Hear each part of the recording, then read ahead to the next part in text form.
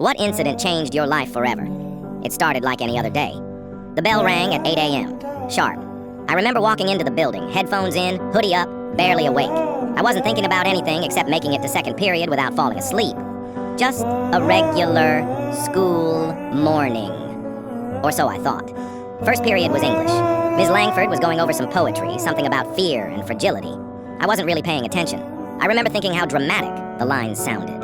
And then, something felt off. Around 8:47 a.m., the lights flickered. Just once. No big deal. Ms. Langford chuckled awkwardly and kept teaching. But my stomach dropped. I don't know why. I just felt cold. 10 minutes later, the intercom buzzed. A voice, one I didn't recognize, came on. All students and staff initiate lockdown procedure immediately. Just that. No explanation. No usual calm voice of the principal. Just cold. Mechanical.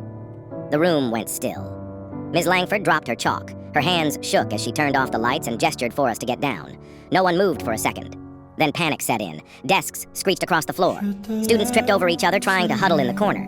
Ms. Langford locked the door, pulled the blinds, and whispered, "Phones on silent." No talking.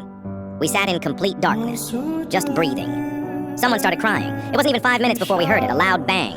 Not like a door slamming, not like a locker. Something heavier, thicker. I felt every inch of my body tense up. I don't think I blinked for a full minute. My chest was tight, my throat dry. It felt like time was moving in slow motion. Another bang, closer. Someone whispered, "Is this a drill?" Another said, "They don't do drills like this." Ms. Langford was in the corner, silently mouthing prayers.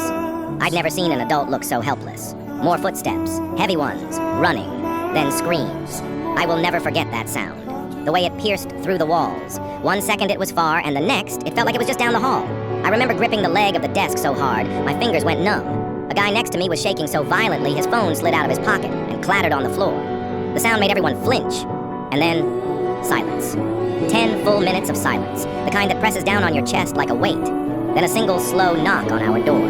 Just one. Ms. Langford pressed her finger to her lips, tears rolling down her face. The doorknob jiggled. We all froze. Every breath, every heartbeat, frozen. Then footsteps again, fading. Minutes passed, maybe hours, I don't know. Eventually, we heard the intercom again. This time, it was the principal. Her voice was shaking. "Remain in lockdown. Emergency services are on site. Do not leave your classrooms." We stayed like that for what felt like forever. When they finally unlocked our door and led us out in a single-file line, I saw it. The blood. The shattered glass, the stretchers, the shoes left behind in the hallway. It wasn't until I got home, shaking and exhausted, that I found out what really happened. There had been a shooter in the school. 4 people didn't make it, 2 students, a teacher, and the shooter. I didn't sleep that night, or the one after. It's been 2 years, and I still flinch when I hear footsteps behind me. I still panic if I hear a loud bang in a hallway.